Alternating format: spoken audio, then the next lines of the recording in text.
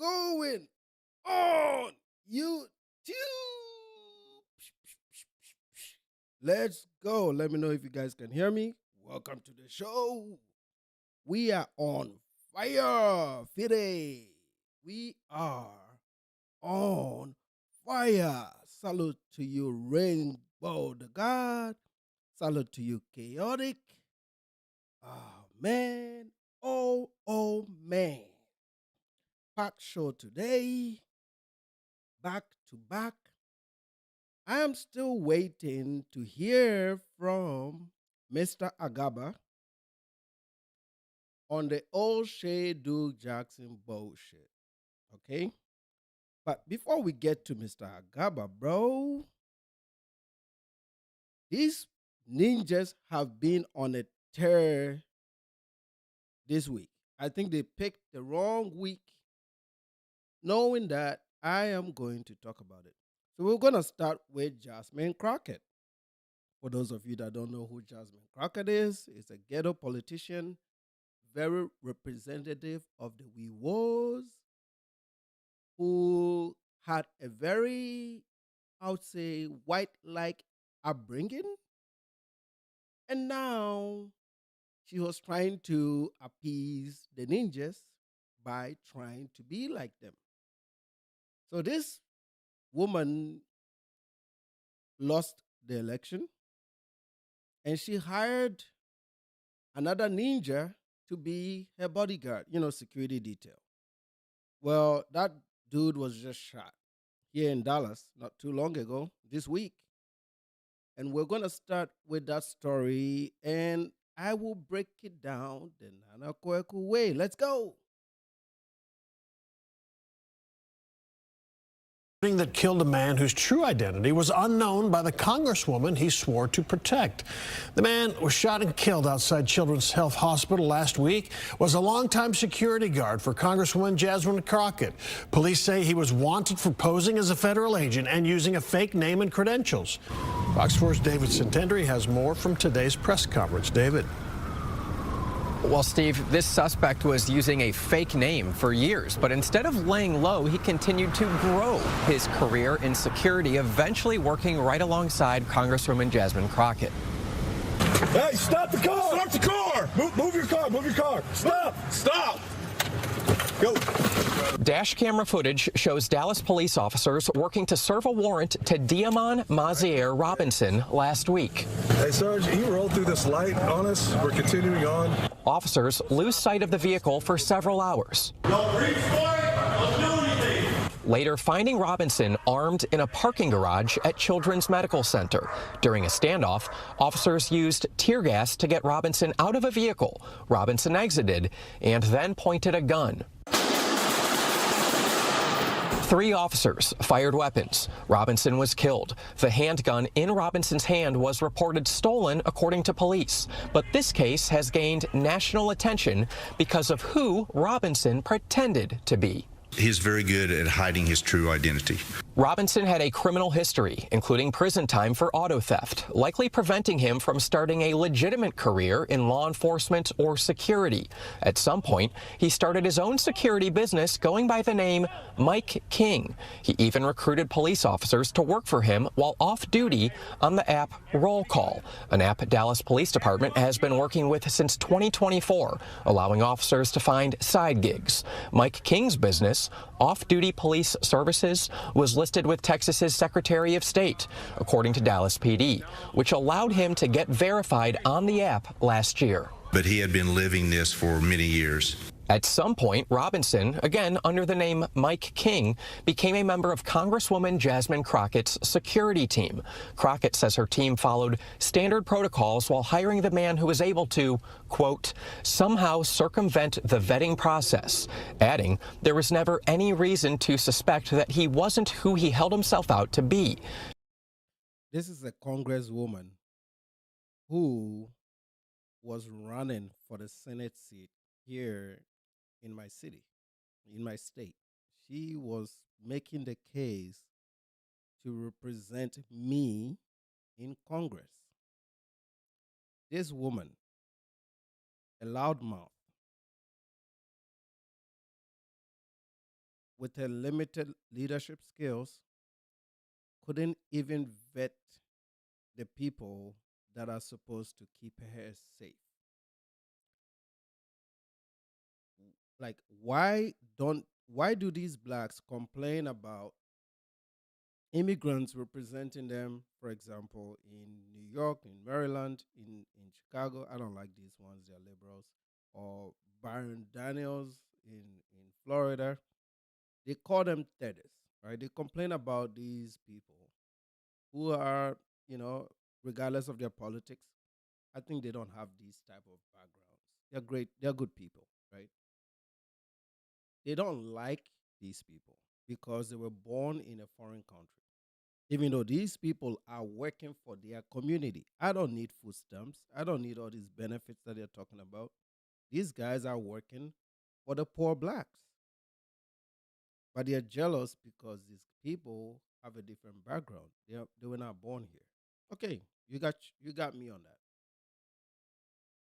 But if you can't pick a good black man to keep you safe, security detail, a career criminal, he uses a fake name to get the job or the contract.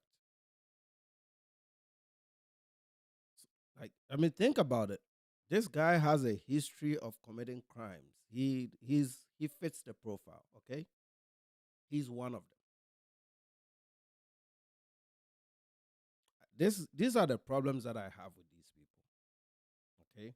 I'm not saying that I come from this Ghanaian culture that has no problems or no issues. I'm looking at the rate. I'm looking at the rate and the unwillingness to resolve these problems or even to have a conversation about it. Talking about it even triggers them. This is why I said I do not have any hope in this community. I have my reasons, and it's very valid reasons. The woman that wants to be my senator could not hire somebody without a criminal record to protect her. Salute to you, KF. This woman couldn't even hire somebody without a criminal record to protect her. This is a state of black leadership. And you have people on the internet and on TikTok making videos crying and blaming Latinos like Jamel Hill. Jamela Hill, as we call her on this show. Jamela Hill is upset that the Latinos didn't vote for a ghetto politician, ratchet ass politician, who couldn't even hire somebody without a criminal record. That's him right there in front of Jasmine Crockett. You saw the mark shots. He's had the mark shots since he was a baby. See, these people are born criminals, okay? For the most part. Not everybody, but for the most part. And this is not hate. This is true talk right here, man. Now, will you have a few guys that are exceptional? Yes, sure. I'd like to see more of the exceptional. They are quick to tell you how great they are when it comes to music and entertainment and making us laugh. So that is your purpose in life as a community, is to entertain people. Eh? You know, there's a Trevor Noah joke where Trevor Noah talks about an African dad asking what you're gonna do for a living, like what you're gonna do in future, and expecting answers like doctor, nurse, engineer, and then Trevor's response was comedy, and then the dad was like, "So you want to be a joker?" I think I need to find that video. Let me see if I can find it. Trevor Noah. I think it's Trevor Noah and father. Let's see if I can find it. Trevor. It's Trevor Noah. Dad. I'm just gonna say comedian, or whatever it was. Maybe it'll bring us to it. I think this is the one. Let's see. I learned German to connect with my father, lost contact with him for many years because of apartheid. And so now we're starting to learn each other, which is taking time, but we're doing it slowly. I think the language will help me, because I don't think he's proud of me. He loves me, but I haven't earned his pride. I think partly because of my job. As a comedian, I don't rank that high in the world of German anythings. Comes across in the small conversations, like one day we're having lunch, my dad looks at me and he goes, "So Trevi, what do you do now, eh? You got a job, do you work?" I said, "Yeah, Dad, I'm a comedian, stand-up comedian." He's like, "Ah, yeah, so the clown, eh? Yeah." German's holding me back, I dream. Exactly. So to Africans, it's very some if you are the entertainer, you are the clown. Okay, you are the clown. So these guys, as a community, their goal is to be the world clowns, and they are proud of it, which is fine. They get paid to be clowns. That's okay. I ain't got no problem with it. The only time I push back is when they make it seem like we're supposed to put them on high esteem just because they are clowns. No, I'm not interested in it. I want to see some astronauts, some engineers, some medics. Those are the things that I like, right? Those are the things that build and shape societies. Those are the things that reduces the potential for these things to happen. That's what I like. I don't know about you. Dallas PD says it eventually flagged Robinson because of an Irving police bulletin about a stolen federal license plate on a vehicle. Weren't sure who he was at the time. Police say a Dallas officer who had worked off-duty security gigs for the man known as Mike King spoke up, recognizing the vehicle and its connection to Mike King.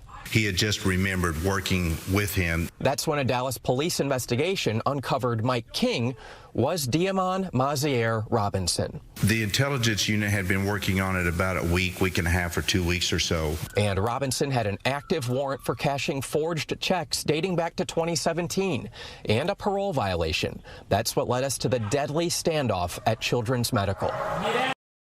So this guy even thought that he could take out police. You could have just gone to jail again for it. If you don't want to go to jail, don't do the crimes. Okay? These are not systemic issues.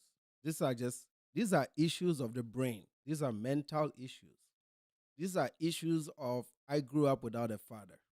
These are issues of we are deadbeats. These are issues of we don't understand family. These are issues of we are a lost group or a lost culture. This is what it is. Nobody just wants to tell them that, We'll tell them because it is the truth, okay? I think the only way these blacks can reclaim this is to learn from the Africans. That's the only way they can reclaim it. And even that, we got to hope that they lock away 70% of them. And then the other 30%, we can go on a generation of indoctrination to fix them. It's not fixable. This is like, I'm never a pessimist. I think anybody can work through stuff. But this is the one thing that I've kept me thinking for multiple years. Like I've always looked at it, like try to study it and understand it. I'm like, how did it get this bad and get this bad that fast? And the reason it got this bad, this is what I found. The reason it got this bad is because they found excuses for them. If you're not doing well, it's racism. If you didn't get the job, it's a white guy. If you're, if you committed a crime, it's injustice. Like they have an excuse for everything. If the foreign blacks are doing well, they gave them some benefits. No, they didn't. A lot of you didn't come to America with any benefits. Geez, you probably had $200 in your pocket, if that. If you were not a refugee, you didn't get benefits. So they have for them to. They whenever there is a failure, the resolution is an excuse. The excuse is that there is either a systemic issue, and all these excuses date back 400 years. But if you notice, that excuse does not apply when you're a basketball player. It does not apply when you're a rapper. It does not apply in all the areas of success that they are quick to tell you. But when it comes to shit like this, they are so quick to tell you of all the historical things that a kid that is 15 years old talking to me about history is the dumbest shit ever. You've only been on the planet 20 years. What do you know about 400 years of history? You don't. That is what has been told to you. And it's made for you to believe it. If you believe whites are superior to you, then you have an eternal excuse not to do shit. Because they know that they cannot do shit. That is why every other group is trying to do something. At least give it a shot, man. Try.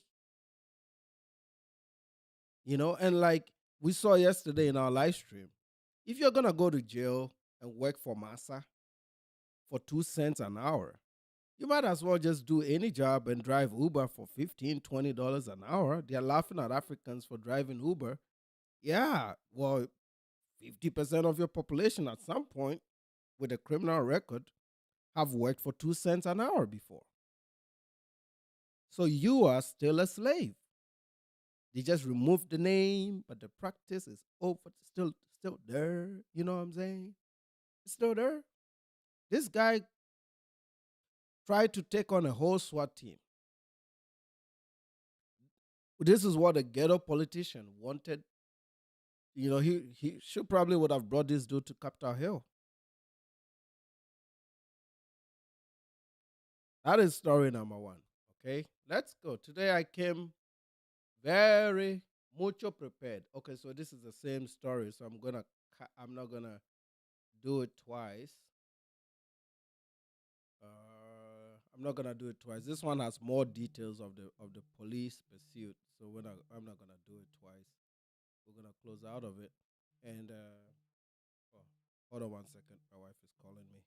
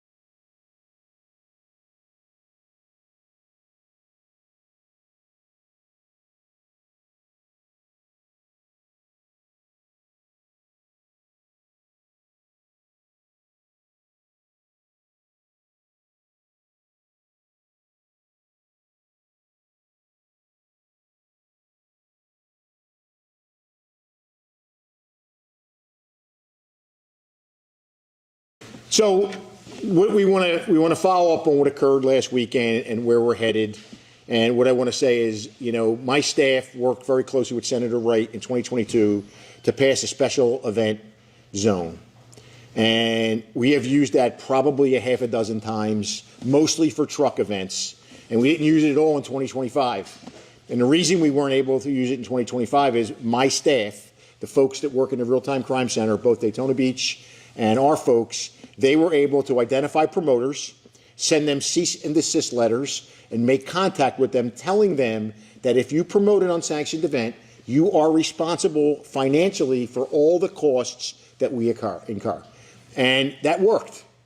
Well, in January of this year, my folks in the Real-Time Crime Center, my special events coordinator in Daytona Beach, they identified a handful of these promoters.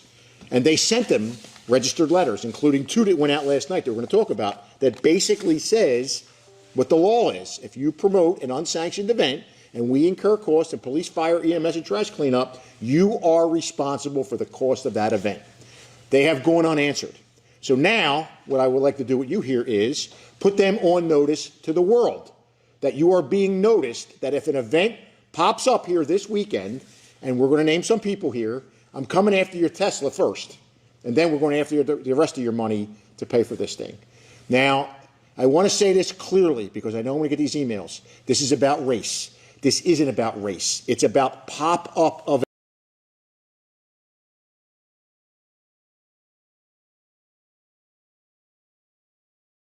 You notice how the guy said this isn't about race like twice because you have to notify these sensitive blacks, even though they are the target. You see, I'm hoping for Americans to get to a place where we call things what it is.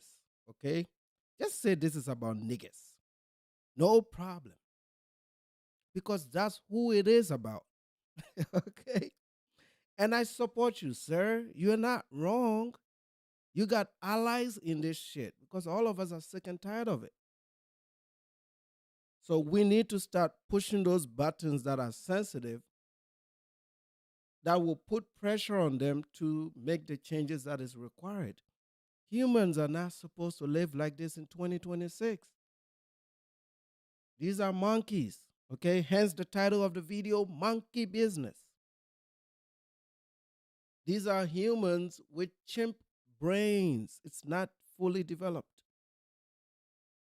Because the development of a human, also a component of it, comes from parental guidance.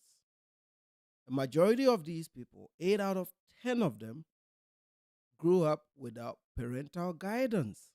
So what do you think is going to happen when they all congregate? Okay, let me put that numerically in perspective. If you have 10,000 blacks congregating in a particular town or city, 8,000 of them are a problem. You see how quickly the numbers add up and the influence that it comes with this? 8,000 of the 10,000 will be a problem.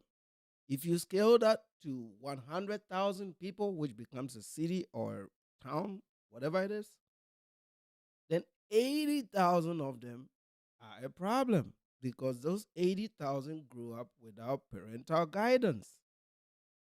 And the cycle continues and continues and continues. Eventually, they become a menace.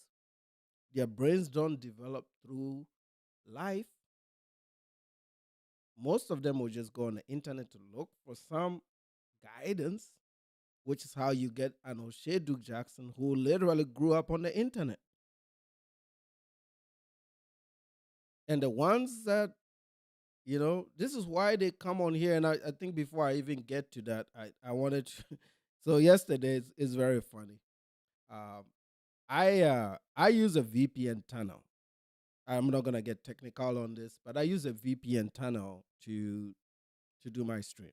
Okay, that is a tunnel that I built myself. I created a VPN tunnel that only I have access to, that I use to go on the internet from my house. Everybody in my house goes through that VPN tunnel that I created through what we call in tech or in networking port forwarding. Okay, port forwarding. That's how I protect my digital footprint. Okay. I also have an Aura subscription that deletes all my information from the internet. And I don't have Instagram. I don't have Facebook. I don't have all these social media presence. Hey, I don't even have a LinkedIn. As professional as I am, I've put my LinkedIn in hibernation status. When I decided to do this, I said, okay, I'm gonna hibernate my LinkedIn so that people don't even know that shit. So I have done the necessary things digitally for people not to just easily find it. It's not going to be available like that. But there was just one idiot in the comment section yesterday who has been physically threatening me for the last 6 months. And I kept saying, dude, I take your threat seriously because I reported it to the police. I've given them screenshots and all the things that I need, so they are aware of this shit. Okay. I also increased a little bit of my security budget. So I had to get a few more things to at least provide the first layer of security because I know I'm dealing with the blacks. Okay? Isn't that sad? I know I'm dealing with the blacks. So you have to always be safe when it comes to dealing with these people. Okay? They are very dangerous people. So I've done my due diligence when it comes to cyber. All right. And that I thank God for the skill set that I have, because if anything, I am gonna go on the offense. I'm gonna find him. I didn't want to be malicious, but I am going to find him. I'm gonna make it my effort to find him. I'll get in touch with Kobe and a few guys, and we'll figure out a way to find him. And he will not be comfortable, because I believe if people do shit to you, you do shit to them back.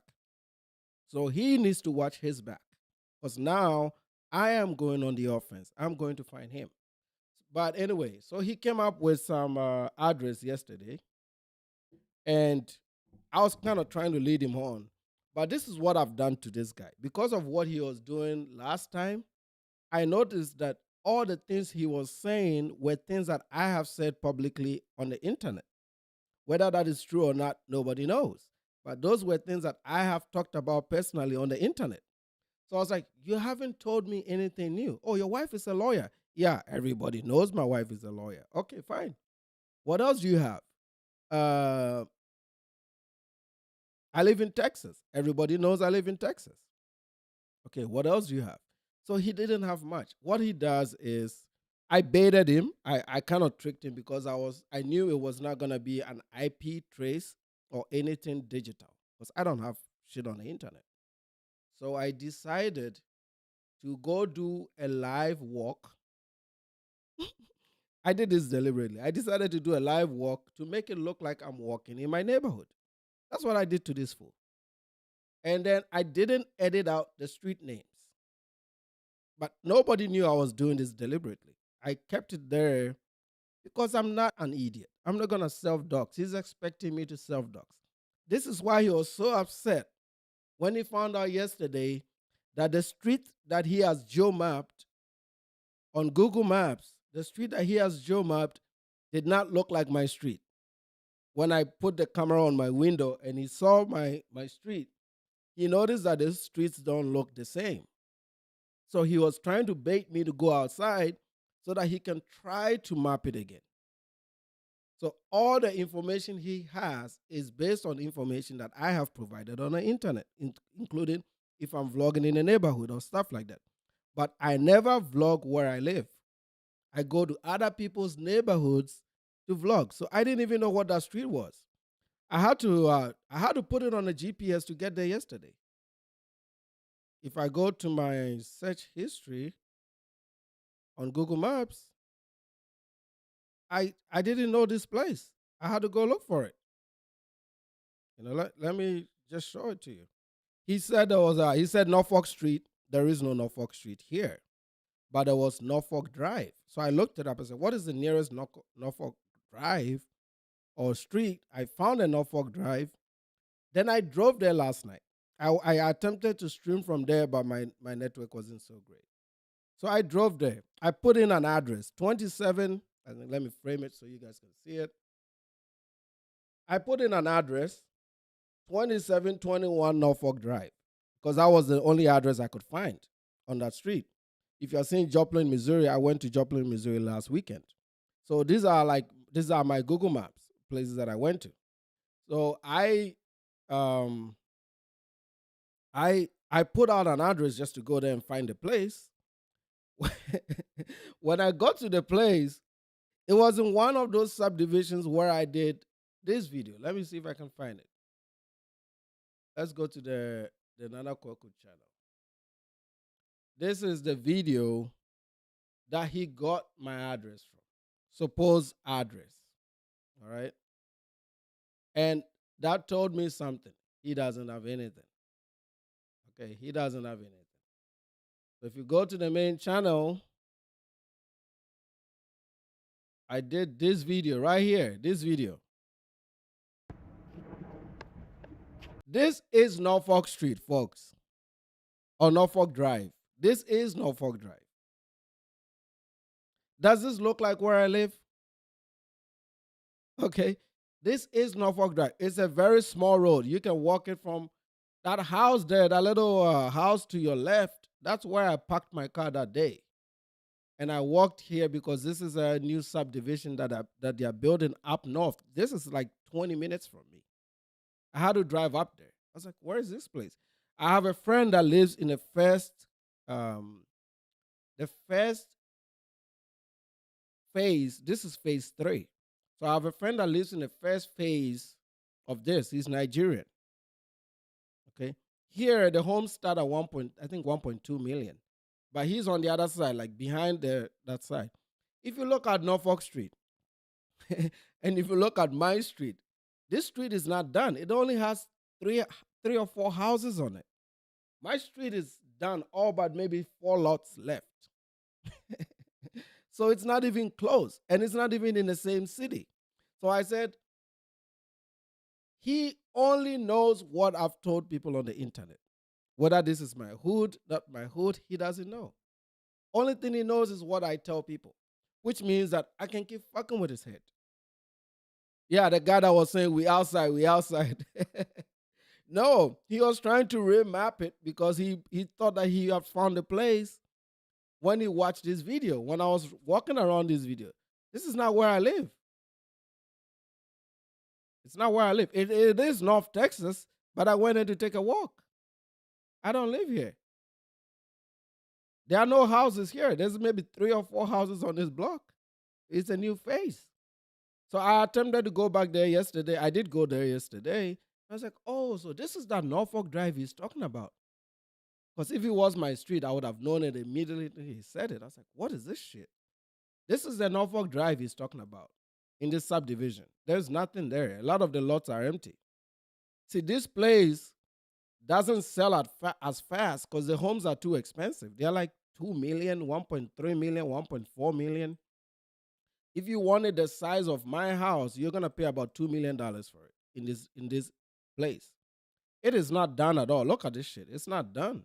It is really, really empty and rural. It's like 15 minutes north of me. It's not done at all. One of the streets over there is done. It's not done. I just wanted to take a walk. So, and I didn't edit out the street. So he went there, he look. He zoomed in, zoomed out, zoomed in. This is, if he knew my address, he would have put the whole address on that live stream yesterday. And he didn't. So don't worry about these chimps. Okay? Don't worry about them. They have nothing.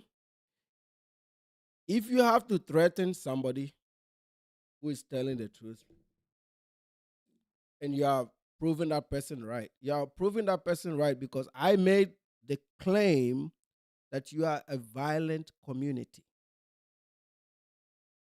You are a violent community. That is the claim that I've made. You have to prove me wrong. And the way you prove me wrong is to threaten me because you don't like what I say. You know, this officer right here is even he's having to put caveats on the conversation to show that he's not racist or he's not targeting a certain group. But me and you know who exactly is doing this in America. Okay? If you didn't hear, you're going to hear the officer say it right here. I know when we get these emails, this is about race. This isn't about race. Exactly. These are the excuses that they've been taught to use. Anytime they talk about stuff that you're doing, you're racist. It's about race. It's systemic. Man, bullshit, man. I'm sick and tired of these excuses. See, the Tariqs are mad at you because you are also a dark-skinned, black-skinned man. And those racism don't apply to you. So your existence debunks the idea that they've used, the excuses that they've used for multiple years. Because the black immigrant proves that they're full of shit. This is why they have to always move the goalposts further back and say that they are exceptional or they are exceptions to the rule because they were former slaves. That's what they're going to say. And I'm like, okay, so what about the Jamaicans? They don't have that problem. What about St. Lucia and Trinidad? They don't have that problem when they move over here. So those arguments don't make sense. These are the most resourced black people on the planet. This is the richest country on the planet. So these are the most resource black people on the planet. But they are also the most violent. And they are also the most angry. They are also the ones that have a lot of excuses. They are also the most emotional. They are also the ones that will always threaten violence. And they are also the ones that are really, more generally, they are very lazy people. They don't like to work. It's true. Yeah, they are lazy. Okay. They are lazy people. They don't like to work. They don't. That's why they entertain us. They are clowns. Okay. Entertainment, sports, it's clown fest. They are clowns. So their job in America is to entertain us, make us laugh. And then once in a while, we'll give them some awards. They will make us laugh, and then we'll give them some awards. Okay? About pop-up events, truck events, invade events, pop-up events, truck events. Clearly, because I know when we get these emails, this is about race. This isn't about race. It's about pop-up events, truck events, invade events, whatever you want to call them. They are illegal. They put a drain on the resources of this community. They put a black eye in this community, and they endanger public safety. So that's what this is about. So let's get that out there. I know we're going to hear it anyway, but we are. You hear what he said? He said he knows that he's going to hear it anyway. What does that mean? That means that the rest of America knows that these people are forever complainers. Salute to you, KF. Salute to you, Kobe. This means that all of America knows that the blacks are complainers. Even when they're doing bullshit, everybody knows that the blacks are complainers. So you have to go on these press conferences and make these points ahead of the complaint. You got to pre-warn them before you make the complaint. What am I gonna do to these people, man? You know, I really believe that God sent me here to save them. You know, I really strongly believe that. I've slept on this. You know, I've slept on this. I've thought through it. I said, man, am I the black messiah? Is God trying to use me here to open their eyes and give them their last chance? Because I think really this could be their last chance. It's either you do what Nana says, or you're going to be working for Massa for 2 cents an hour in Angola. Which one do you want? Take the hard spanking from Chief Nana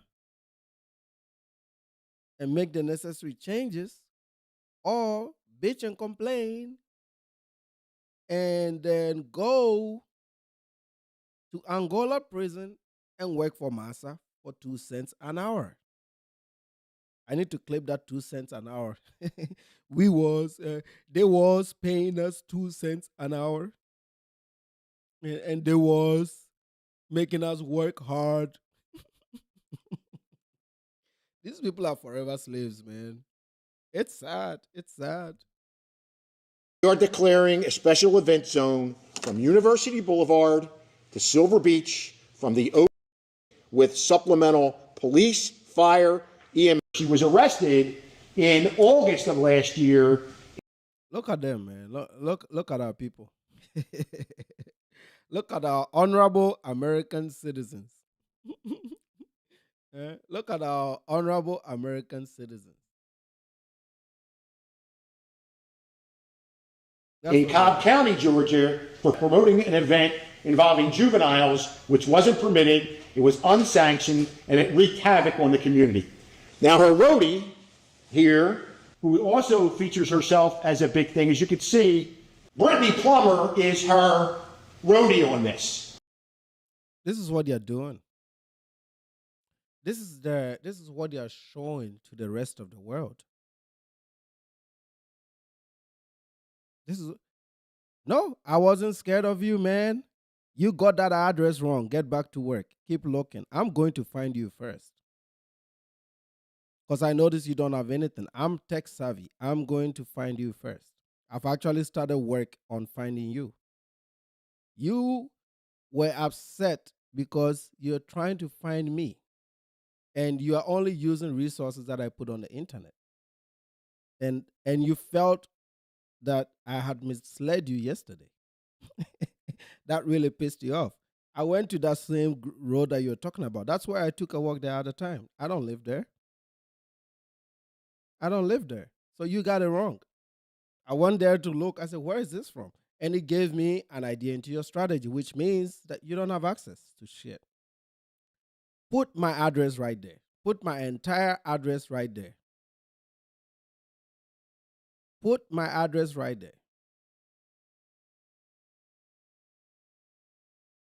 If you don't do shit for work. People that do shit for work don't have, or at least do real work, are not violent people. They are not stalkers. You've been stalking me. You've been coming on my YouTube channel. You're listening to me. You are listening to me. No, because I don't dox myself. I vlogged in a neighborhood that is not my neighborhood. I'm not an idiot. I knew you were looking at shit. This is why I specifically went there to take that walk. I don't live there. You wanted me to, now that when you found out that I don't live there, you were trying to get me outside so that you can find that you can remap it. I don't live there. I don't dox myself. This is the internet. 80% of the shit we talk about here is not true anyway. Why would I have this charged content? Charged content. Then I just willingly tell the blacks where I live. You're a fucking idiot. Willingly tell the blacks where I live. Okay? Why would I do that?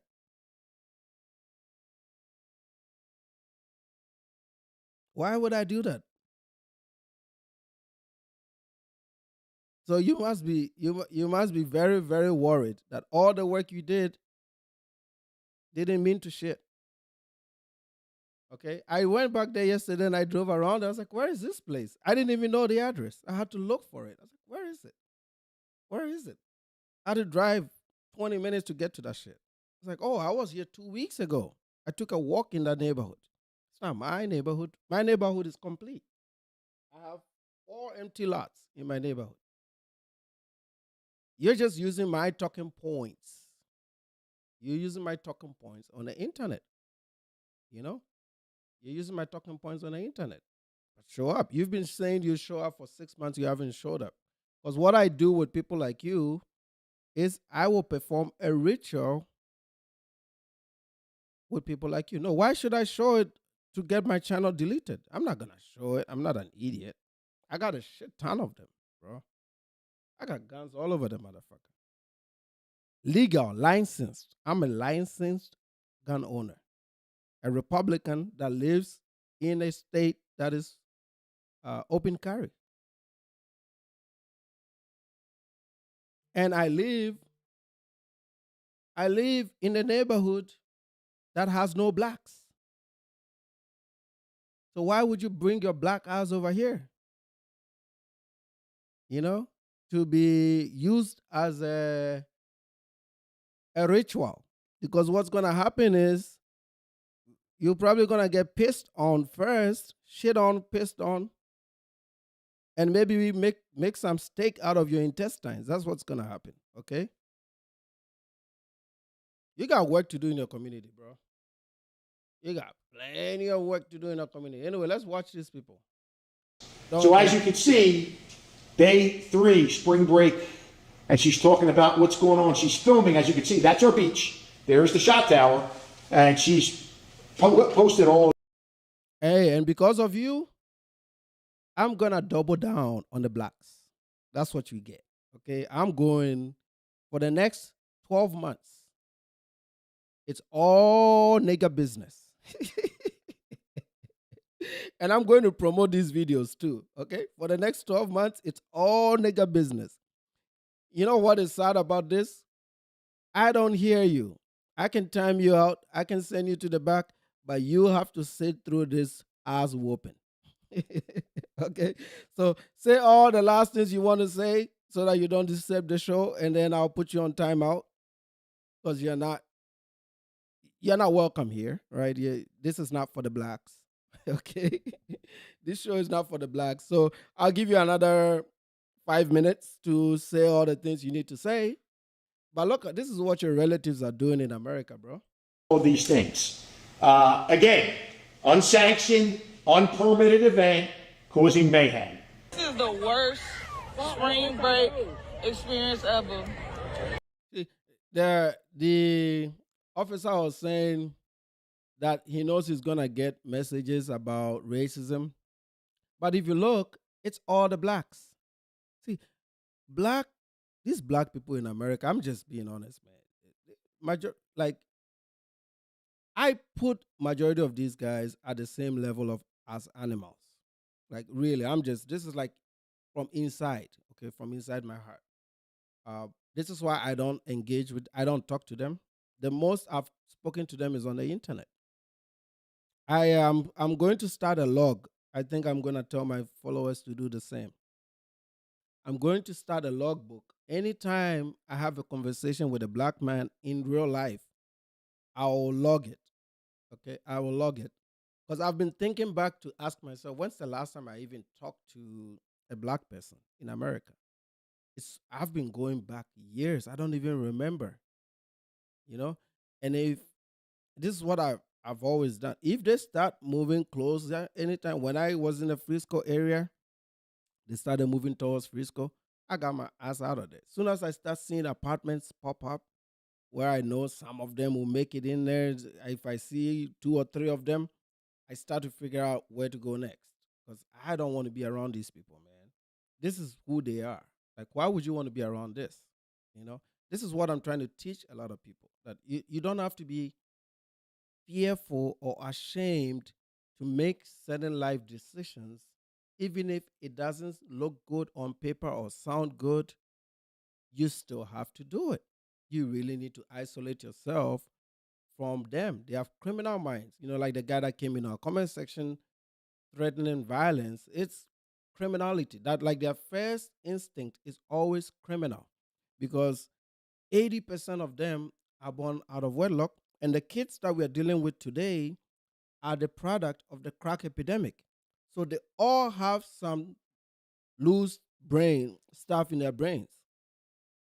They are all not neurologically complete. You know, they have problems in the head. So you might be looking at somebody thinking they are human beings and you can like interact with them and you can express yourself and share ideas. Yes, they have the human features and they look like humans, but their brains are like monkey brains. This is why, like for normal people, it's hard to understand um, them in general, and it's hard to understand why they do certain things. Like you're looking at these videos and you're asking, why are they doing this? How come white folks don't do this? How come Africans don't do this? How come Indians don't do this? Why is it always them? And you're trying to find the answers like, how come I don't understand? It's so hard to understand. And then if you dial it back down and you start looking through it, you'll be like, it's a brain development issue. Because most of them have some drugs that went into their head through the blood. The drugs went in through the blood. Most of them, their mamas were smoking weed while they were pregnant. So there's a drug component that went into their brain cells and destroyed it and didn't let them fully mature. And this is the product of them. And then you add on top of all of this, the fact that the women have to raise these children by themselves, and the fact that the men leave and have children by different women all over the damn place and do tours in and out of jail. You know, they do tours in and out of jail. Like they go to jail like they're going to a music concert, bro. You saw the statistic yesterday. 50% of this population will have an arrest by the time they turn 23 years old. What can you do with these people? 50%, bro. 50% of them. So when they come on the internet, if you have a live stream of 10 people and it's all ninjas, 5 of them have had a problem before they turn 23. This is what we're dealing with. So if you translate this off the internet into your real life, there is no economic or it's not even economic. There's just no human value to dealing with the black community in America. There isn't. There's only 51 million. You got the others that you can work with. You can deal with the Latinos, no problem. They are family first people. You can deal with the Afro-Colombians and the Afros and all the Afros of the Americas. You can deal with the Africans, the Caribbean people, the DR and all these other guys that have Afro roots. And you see it in their carnivals and their cultures. When you go to the Caribbean, you see it in the carnivals, in their cultures, their families. It's more fun. It's more interesting. They have a light side to them. Black folks in this country don't have a light side to them. They're always either moody, angry, threatening people. They show it. I mean, you guys can read it in the chat. I'm not reading it. I'm letting him go off till he gets it off his chest. It's either they're emotional. It's clear. You can always guess their background based on who they are. This kid didn't grow up with the parents. If he grew up with the parents, he doesn't. Why would you even go? It's like me going to a Tariq Nasheed live stream. And this motherfucker's been doing this for 6 months, and I'm still sitting here, okay? Man. These are the blacks. These are the blacks. Police everywhere. As y'all can see, it's clearly you can't do shit on this beach. It's a lot. Who? They taking people to jail. Look at them complaining. They're taking people to jail. Yeah, because they're full of shit. These are the blacks, man. These are the blacks. What else going on out here? It's just a whole lot of racial profiling going on. Didn't I tell you? What did she say? It's just a whole lot of racial profiling. They make excuses. Isn't that exactly what I told you? I haven't even watched these videos, right? Isn't that exactly what I just told you? They make excuses, racial profiling. They took their wretched ass over there to do all that bullshit, disturbing the peace, fighting and throwing all kinds of tantrums. And then she turns around and says a whole lot of racial profiling going on. Racial profiling is a good thing when it comes to the blacks. We need to normalize racial profiling. It's a liberal soundbite made to intimidate law enforcement and the others, to make them feel like they are bad people. But if you look at it really, racial profiling is a good thing. It's a very good thing. It's good for us. It's good for our safety. I don't mind if they racially profile me and they check me and I have nothing.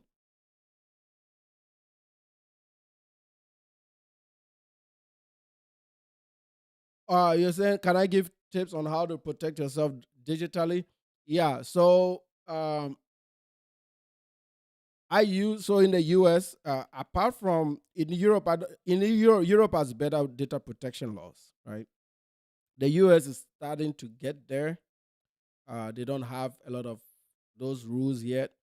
But in the US, they have something called data brokers. So they take your information and they kind of sell it off to marketers. And with time, you find out you have your information, your address, your phone numbers all over the place on the internet. If you just put your full name on the internet, you do a Google search of your name and it comes up somewhere. You have to go to that particular data broker, click the name, click the link, copy the URL, and there's usually a contact system where you can send a URL to them and tell them to remove it. So the U.S. law gives them, I think, 24 to 48 hours to remove that information. But the problem with that is there's like 200 or 300 data broker sites. So it's hard to do all of them. In the past, I used to go in and do all of them. Then I do it for my wife. Then I do it for myself. And I do it for my wife. It became too difficult to do it. So I bought Aura. It's like $10 a month. So I bought Aura. And then Aura automatically goes in and deletes it for you. Like they have like an algorithmic way of getting in there and just getting them deleted. Then every 6 months, I go and double check, make sure that my addresses are not online, stuff like that. So you have to constantly check. But for the US guys that are listening, I think Aura is one of the cheapest that I found, and they do a good job. Because if you put my name out there, you can never find any information on me on the internet. It's just not there. Okay. Another thing too is if you have YouTube or if you're a public figure, your YouTube address, you should use a PO box. You should use an LLC and a PO box so that it goes to that PO box. A lot of this information, like this State of Reg guy, a lot of the stuff he was saying is the same things that I've said on the internet. So the question now becomes: is what I'm saying true or not true? Yeah, what I'm saying is true, but then Prosper has over 100,000 homes, so it doesn't matter if it's Prosper or Dallas or New York or wherever it is. It doesn't, right? Your goal is to not put your exact address on the internet, which means that don't film outside your house. Don't film on the streets of your house because they can geolocate you that way. If you want to do a vlog, a neighborhood vlog, go to somebody else's neighborhood and do it, which is what I do. Like I go into somebody else's neighborhood and I do the vlogs, okay? Take that drive, do the vlogs over there if you need to. But most of the things they can find on you comes from you. So as long as you limit that exposure, they have nothing. Okay. I hope I answered your question. But yeah, Aura is AURA. Aura.com is $10 a month. I think they can delete all your shit off the internet.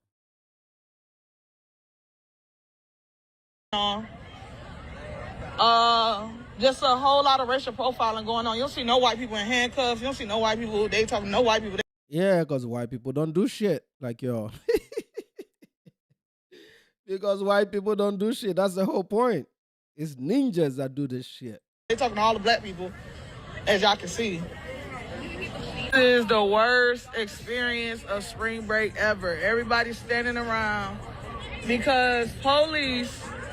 Yeah, because they didn't allow you to do your ghetto ass bullshit. Get the fuck out of here. Take your shit home. I'm sick and tired of these motherfuckers. It's literally finding people. Well, people literally came out here to have a good time. It's police everywhere. You can't do shit on this beach. You can't even walk without getting a motherfucking fine. Straight up. I ain't even gonna lie, this shit worse than on my scratch. At least on Tybee, you know, they'll fuck with you a little bit, but out here? Hey, these are the people you're supposed to start a family with, bro, and raise FBA families. They part of Tariq Nasheed's digital, what do you call it? Tariq Nasheed's family, FBA family goals. That is their new project, is to build families. Like, what the fuck? Good luck with this shit. Oh, nah. They not going for it. They're not going for nothing. Bitch, you better not have a cup in your hand. Okay. Bitch, you better not be black. That's just really. You don't be black. Then fuck. Didn't I tell you? They've given them a list of excuses. Everything that I'm saying on the internet is true. We've watched 3 of them so far. All of them blame the fact that they are black. Where did they get this from? These are handwritten scripts given to the Western black to complain because they didn't let them have their way. This is what we're dealing with. These are the human beings that we're dealing with, bro. Have you seen any African there complaining? Any Jamaican over there complaining? We don't waste our time on shit like this. This is the Western black, man. Everything that I've said now, you guys can see exactly what I said is true. You have 3 different people all complaining about racism because they won't allow them to have liquor in a cup on the public beach. That's essentially what she's complaining about. They're not having it because they're not giving you the chance to do degenerate things. Yeah, even their TikTok panels are violent and rough. That's why I didn't really want to do much of TikTok. I want to bring their asses to YouTube because I understand YouTube. You know, TikTok, I tried it. Like I still post once in a while, little things here and there, clips from time to time, and all the dams are there. So I'm like, you know what? That is a more comfortable platform for them. Let them do it over there. But here on YouTube, we got them. We got them by the balls. Over here on YouTube, we got them by the balls, okay? Everybody has a platform where they are specialists. Over here on YouTube, we got them by the balls. They can do their bullshit panels that they do on TikTok over here on YouTube. So they just have to sit down and take the lashing. And please, if they come in the comment section with their bullshit, please rough them up. Rough them up. Don't be nice to them. Rough them up, bro. Don't be too nice to these people. Rough them up. They were not welcome here anyway. So if they show up here with their bullshit, rough them up. You have enough tools. I've given you enough tools to rough them up. With them, if they don't fuck with us. Which is bullshit, because if you break the law, you're getting fucked with. I hate the Hey, you heard the cop? He said, which is bullshit, because if you break the law, you're going to get... Hey, I like this guy, man. Volusia Sheriff County. But that's Florida. I love this, man. Let's go back and listen. I think I interrupted a little bit. Let's go back. Let's go back. I love this, man. I love him. I love a confident sheriff who is not scared of niggas.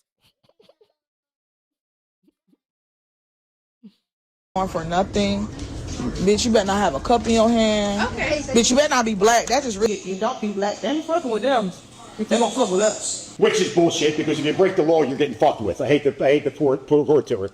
Then you have what's called our Class B organizers. Most of these are Class B organizers fit the profile. Look at their faces. We was over here posing in like some medical uniform. Hey, this is the state of their community, man. It's sad. It's sad, man. Look at him. What am I going to do? Is it the same person? locals, and when you send them a letter and reach out to them, it kind of goes away. Like in 2025, they were trying to promote some different stuff, mostly different events throughout Volusia County. But again, when they get letters, they kind of go underground. But I think it's important to signal them out that if they decide that they're going to follow the lead of Miss Brooks, we're coming to get you, and we're coming after you financially. So don't think it's not going to happen. So they're out there, they publish themselves, they fancy themselves, they put these flyers out there, and again, we saw people coming in from all over the Eastern Seaboard. As you can see here, we get in there to their social media, send them that letter telling them, so we're monitoring it. They know what they're doing is not legal. And it's not just here in Volusia County. We're seeing this around the country.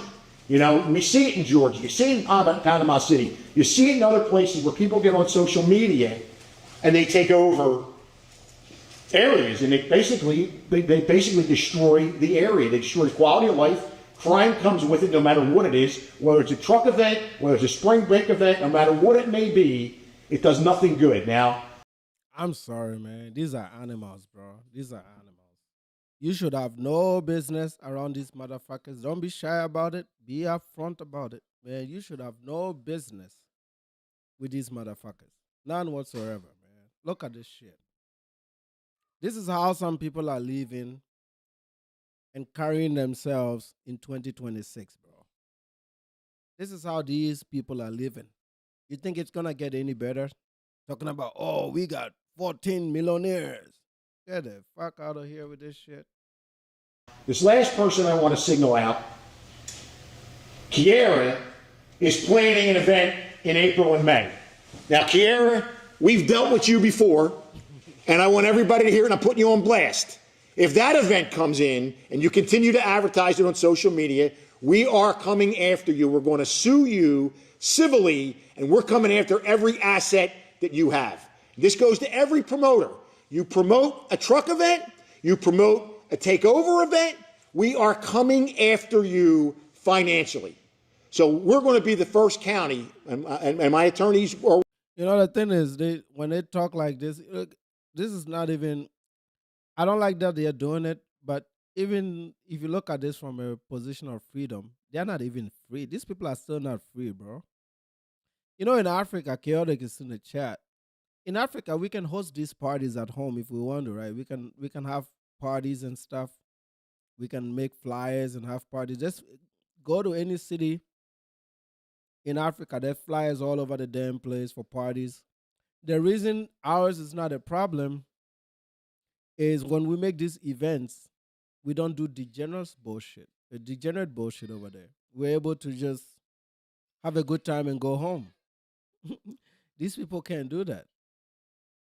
We're working on it now. Probably going to be the first county in the state where you're going to see we are coming after you financially. And if I can come after you criminally, I would. So don't sit behind a keyboard in Georgia or Orlando or wherever and think you're going to do these truck events or these takeover events, because it's not going to happen. There's a way to do business. You get permits, you do things the right way. But when you get on social media and you think you're going to take it over, so be it. You get a copy of the letter? So she's on blast. She now knows on top of all the other things. There's a copy of the letter. Any questions? How likely is it that people will actually be held responsible for what happened last weekend? So that's it. So, you ready? So, what we want to follow up on what occurred last weekend and where we're headed, and what I want. The one that we watch. So this is, you know, these are the blacks, man. These are the blacks, man. I got some more for you. Which one do we go to next? Which one do we go to next?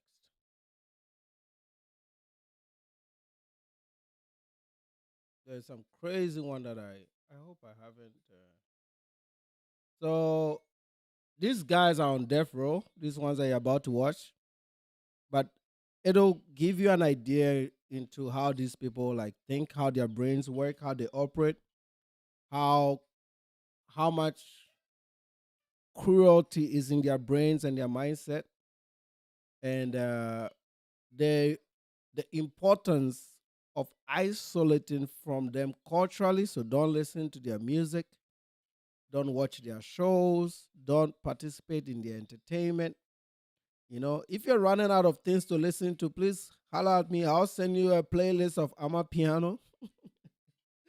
I'll send you a playlist of 3-step, of Afro beats, you know, of reggae music. You got plenty of varieties of rock. Oh man, I don't know about you, man, but like the Jamaicans call it love. Is it Lavis rock? That's beautiful. But the old rock music, man, the music of the 60s and the 70s, rock is nice, man. Rock is good music, man.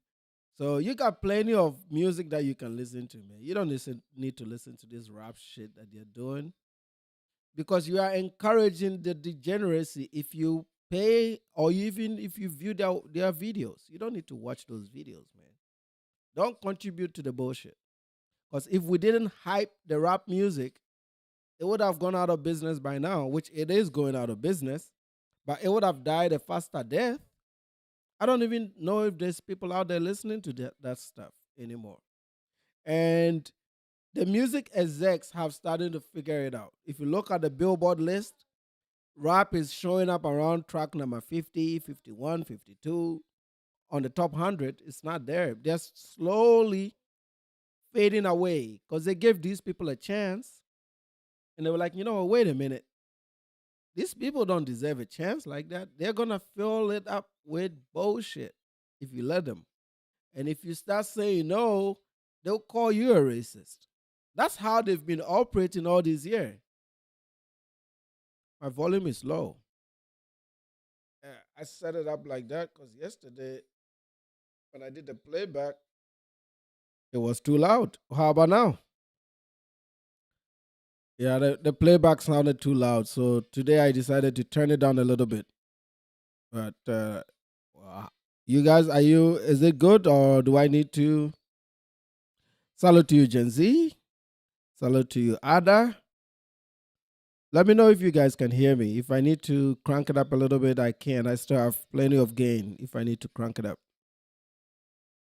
But yesterday's playback had a lot more noise, so I decided to dial it down a little bit. Okay. Yeah. Don't blow your ears out, man. Don't blow it out because, yeah, yesterday's was too loud. Oh, yeah, I'm already starting to clip. What did I do? Right there. I think this should be okay. This should be okay. Before his scheduled execution, a stunning new development could change the fate of a Texas death row inmate. James Broadnax was condemned for a double murder in Garland in 2008. But now his cousin and co-defendant, who was sentenced to life in prison without parole, says he was the shooter and not Broadnax. Fox 4's Sean Rabb has been following this case that got national attention then and now. He joins us from the newsroom. Sean. Yeah, James Broadnax has a team of attorneys working for him from Dallas to D.C. to New York. And now in new filings, those attorneys argue this confession by his co-defendant cousin is new evidence that undermines the state's case for James. I think that dude is lying. This was a 2008 case. He got the life sentence. His cousin got the death sentence because he wasn't even remorseful when they interviewed him. And he was very happy that he did that. And now that he's about to pay the price, he's trying to take on that charge because he's already been sentenced. So they're trying to find a way to reassign blame. And I was like, you know what? Give both of them the death sentence then. If he did it, give both of them the death sentence. See, these people don't need to live. The people that commit these kind of crimes, where they're taking other people's lives. And it sucks because this is Texas, man. I live in a conservative state because I hope always that these conservative principles stay. And I don't believe in leniency and second chance. If you're a criminal, you have a criminal mind. You don't deserve to come out. You're no longer part of society. I don't know why sometimes we try to liberalize a few things. Anyway, let's keep going. Broadnax's conviction and death sentence, a case that took the breath of the nation and the idea that two men were killed for $2. In addition to that, y'all heard that? They killed people for $2. Welcome to the American black. They did this robbery and killed these people for $2. They also drove to a part of Garland that was white. So they targeted white people and said because the white people had money, that's why they went there, only to find out that, yes, sometimes white folks can be broke. And the two men they killed only had $2 in their pocket. And what is so sad about this story, because I remember it, what is so sad about the story is one of the guys survived the first couple gunshots. You know, one of the guys survived the first couple gunshots. And this ninja looked at him and he was upset that the guy survived the gunshot. So he gave him some more gunshots. These are the people that we're dealing with. You attempted to kill somebody. The person would have had a chance. The moment they showed any signs of not being dead, he went and shot him in the head and went for the kill. These are the blacks. Like sometimes I don't even understand why anybody can do this to any human being, bro. How did it get this bad? It got this bad because they gave them a set of excuses. It got this bad because they have excuses. They have excuses for all their L's, all of them. All the L's on the books. The American black has a list of excuses for it. All of them. It's always a white man's fault. If that doesn't stick, it's racism. If that doesn't stick, it's white supremacy. They have excuses. They give them excuses. They are the only blacks globally that have a list of excuses for all their bullshit. Nobody else has. If you say, hey, Africa is not developed, I don't come in and say, oh, colonialism. I was like, nah, it's corruption. It's us, motherfuckers. It's us. The colonialists are gone. Our cities look way better than the colonialists left it. Accra was a little tiny 2-street city. Accra is now expanded with skyscrapers that are built by Africans, right? But that means that we're doing something, we're just not doing well enough. And if we clean up corruption and we open up our markets to real free market capitalism, I think that we can make the next leap. So it's not the colonialism and the racism and all the bullshit. So we don't make those excuses. We know we are the shit. We cause our problems for the most part. And, a bit of loitering of our resources. But we have the power to control that too, because it's our resources, right?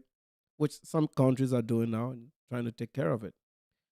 But these guys have a list of excuses. It's like they give them a handout, a book. They say, hey, if you go to prison, blame white supremacy. In our previous video, they proved it. Everything that I just said, they proved it in our previous video.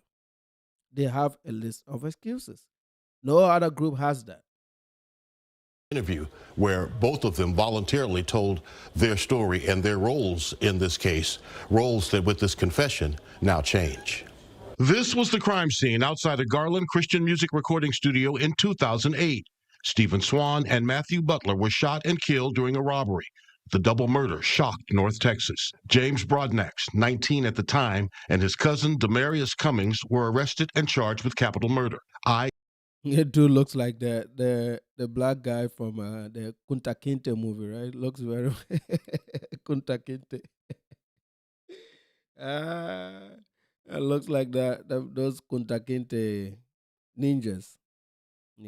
Why are they why is Texas media even putting any stock in this bullshit? Of course, he's trying to not get his brother executed. He's trying to get him a life sentence.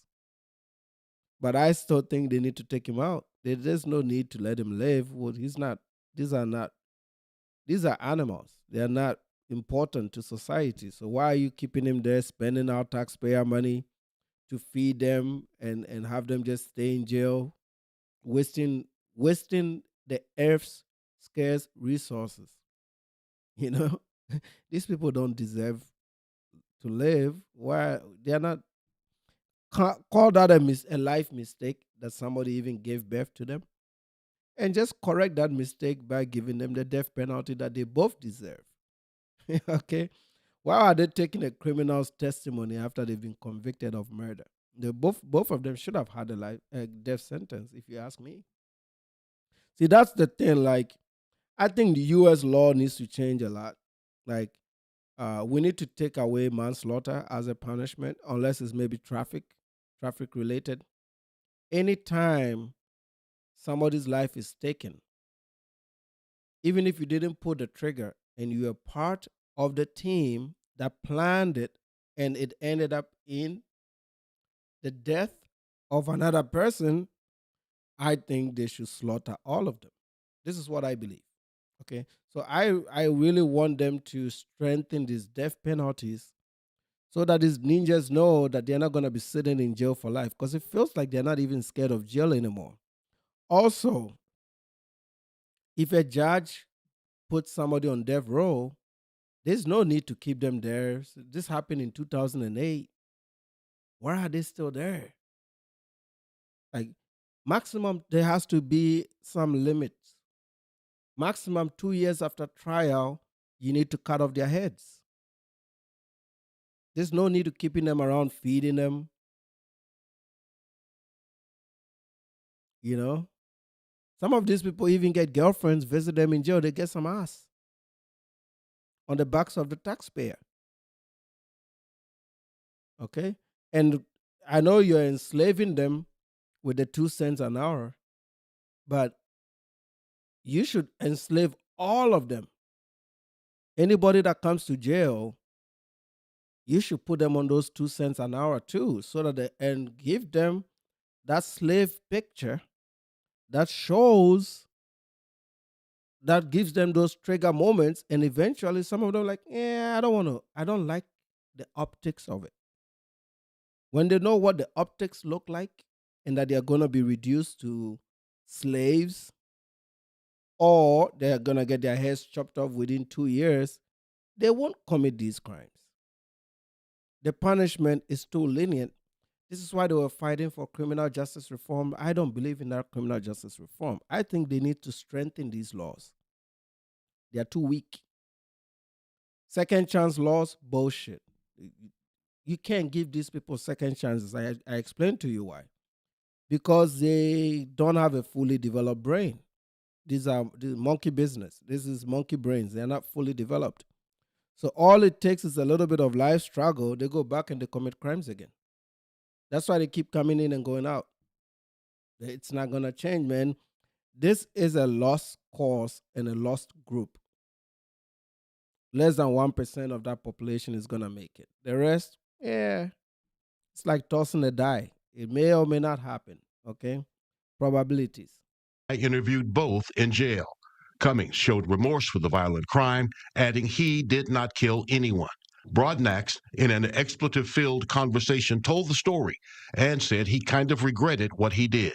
Here now is my report, interviewing both men, June 2008. You know what I'm saying? We just ride. Jail, James Broadnax and Demarius Dwight Cummings talk about what happened last week when they killed Matthew Butler and Stephen Swan outside a Garland recording studio. The chopper was too big to rob somebody with, so we had one that got the pistol. The two trading an AK-47 for a handgun before taking the dart from South Dallas to Garland. I decided to go hit a lick. Okay, so for those of you that don't live in the Dallas area, these people left South Dallas. So they left the hood. This is what I'm saying. You need to isolate from them. But even when you've isolated from them, these demons, okay, these demons and devils and children of the devil, sometimes with their broke selves will get on a dart. So the dart in Dallas is our public transport system. So they'll get on a public transport to go to suburbs. At the time, Garland is not fully suburbia right now. Kind of, it has two sides to it. The parts around Richardson is a little bit more affluent. There's some good affluent areas there. I think Gen Z is around that area. There's some affluent suburbia around that place. There's now a heavily Hispanic population around that part of town and Mesquite. So Garland has changed a lot. It's not what it used to be, but it has changed a lot. But these demons got on the dart from Southwest, which is, see, like we've given them their place. But he says, no, our people have no money. So we're going to get on public transport and go rob some white people. And they went to Garland to do that. Because you can get to Garland and now as far as into Plano on the DOT system, on the public transport. The day the DOT reaches Frisco, I am out of Dallas, bro. I'm going to go find me a little country spot. I'll probably go all the way north into the state line with Oklahoma. Get me maybe an acre lot and just build my own shit there. No neighbors, away from these motherfuckers. Like, public transport is one of the problems. So I always look out, when I'm doing property, I always look at apartments or the potential for apartment zoning. You know, you guys know my wife is a real estate attorney, so sometimes we will look at the planning documentation for the future years. And if within 15 years, there's proposed apartments, a lot of them that look like they are going to be in the low income-ish or affordable range, we start making plans to keep moving up north. And we keep going till we end up in Oklahoma. That's what we're doing, okay? So soon as there's a potential for the black population to increase close to 3, 4, 5% near where we are, we move north a little bit. So when the DOT came to Plano, we lived in Allen. And then we're like, okay, Allen is still away from them. But now we're like, okay, let's go a little bit north of that. You see, this is how it works. That's how you find some people go to Anna and all these other towns. So you need to constantly move every 10 years away from these people. If not, these demons will get on a public transport and come over there and kill you for $2. Yes, bro, they are that bad. $2, bro. He took public transport. Two black men sat down, planned that they needed money, and they did all this planning when they could have just gone and did a little McDonald's job for the same amount of money. They did a little planning with their intellectual selves. They got on public transportation to the nearest white suburb that the public transport takes them. They go to a Christian recording studio. They find two Christian white men recording songs, praise and worship songs, and then they put a gun to their head. One of them almost made it. This idiot right here went back and finished him off. He was upset that the guy didn't die all the way.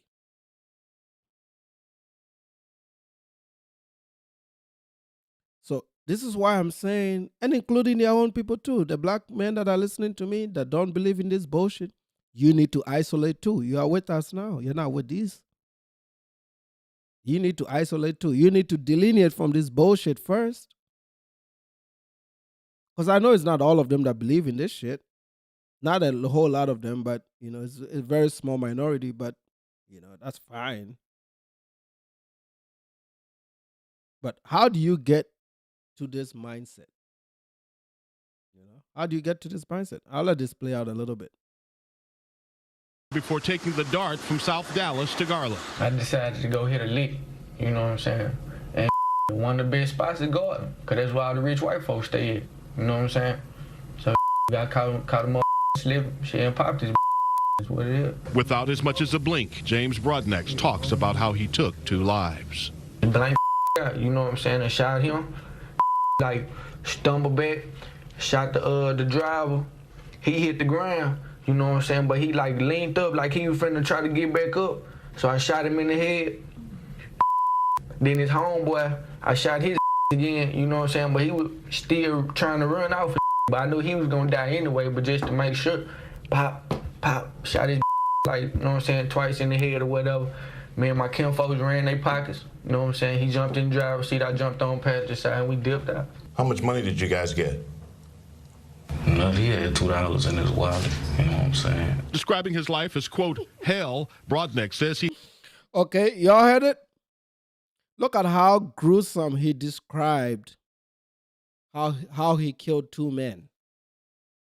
The objective of that kill was to rob them. They could have just shown the gun to them and say, hey, give me your wallet, and walk off. You know how much money they got out of those people's pockets? $2. These are the men this is Tariq Nasheed's relatives. These are the people that are so great in America that they are worried about immigrants. These are the people, bro. This is what we're dealing with. Okay, I'm gonna go back a little bit so y'all can hear what happened. See, they make this look like we make these things up. This is one of my points of anger. They make it sound like we make these things up. Or maybe that these were rare cases and rare scenarios. No, it's not. They did this shit in 2008, and I just played you one 2 days ago of 2026. They've not improved. They've not gotten better. This is your foundational Black American. They've not gotten better, and they will not get better.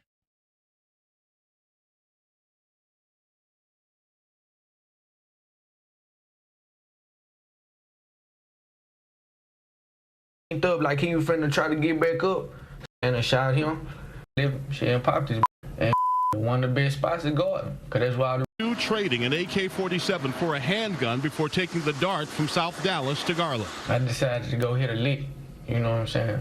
And one of the best spots is Garland, because that's where all the rich white folks stay at, you know what I'm saying?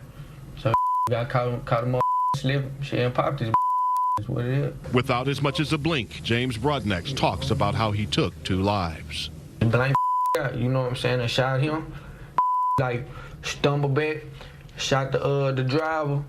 He hit the ground, you know what I'm saying? But he like leaned up like he was finna try to get back up. So I shot him in the head. Then his homeboy, I shot his again, you know what I'm saying? But he was still trying to run off.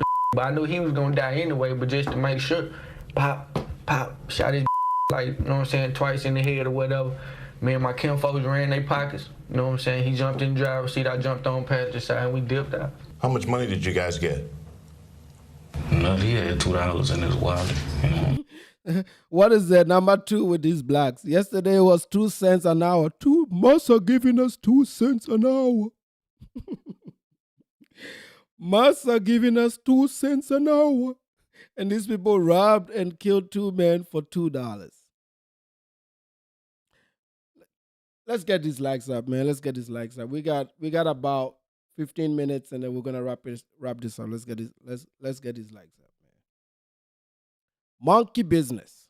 I'm saying. Describing his life as, quote, hell, Broadnax says he has nothing to live for. I don't want life. You don't want life? Pick one. If they don't, I will. How do you feel today, Mr. Cummings? I feel real bad. You know, I feel that was wrong what we did, you know. I know how their family feel about it, you know what I'm saying? So how do you feel now? You know what I'm saying? I kind of regret what I did, but shit can't change. Ain't no use crying though. What do you want them to know about you?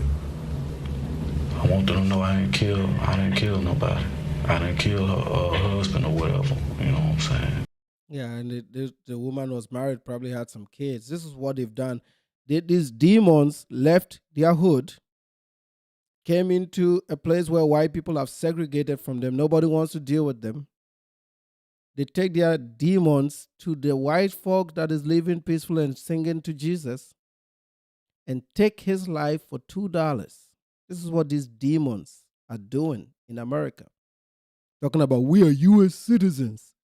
They shouldn't have given you citizenship like this. They should carve out a part of the U.S. and send your asses there and wall it off. Nobody should be living amongst these people, bro. If you are doing it, start canceling your lease tomorrow and get a fuck out. Keep it moving. Nobody should be doing leases around these people.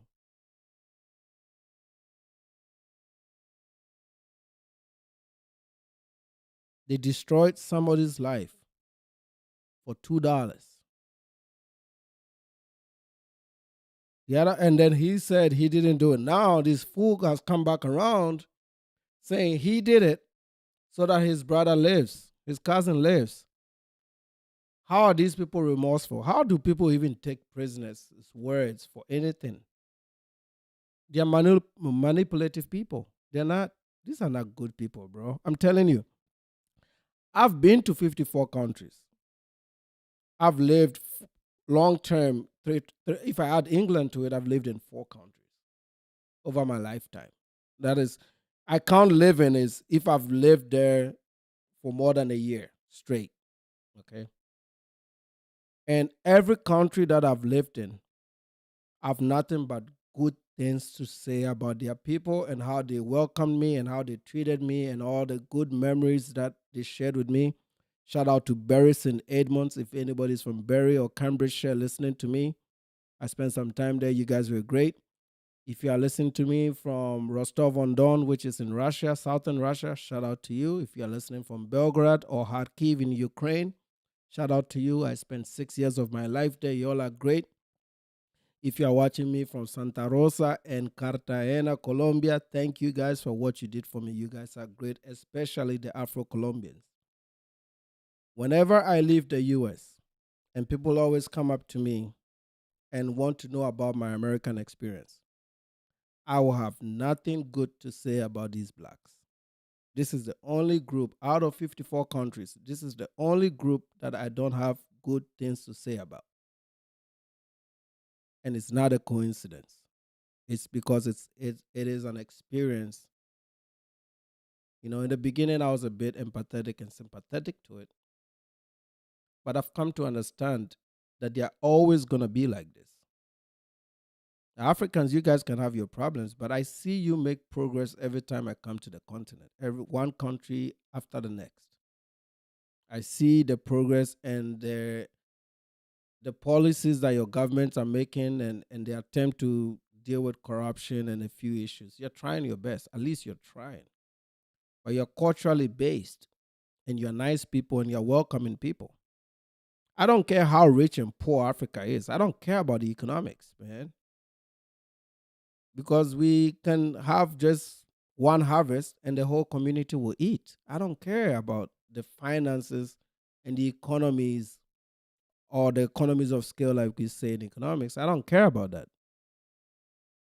But if you're morally based, if you're culturally based, you're a happy people and you're welcoming people, thank God that you have that, because we don't have this. And I'll take us without poverty over all that America has to give if this is going to be the outcomes. And if you're watching me, if you live close to them, if you let your children hang out with their children, if you marry them, if you intertwine with them, if you join with them, there's almost a 50+% chance that your children will end up like this. How do I know that?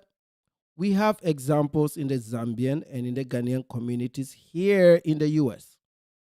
The kids that I saw growing up here that were into this lifestyle and were around the blacks, they have all ended up in trouble. There's not even one good story to tell about those African children that thought that they knew better than their parents and that they could liberalize and get along with these people and that had that pro-black, all-black mentality.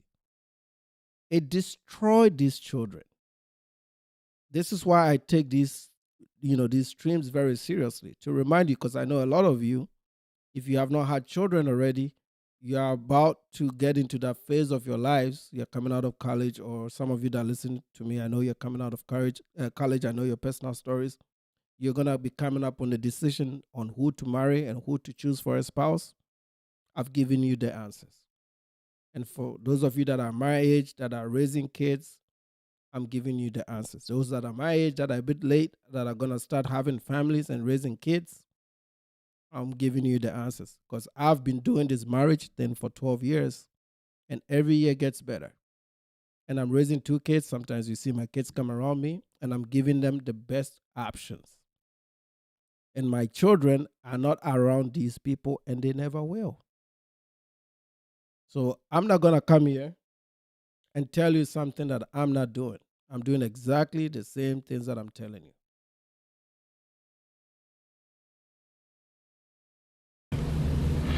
But you do admit you contributed to it. Yeah, I contributed to it, but I didn't kill him, though. You sorry it happened, sir?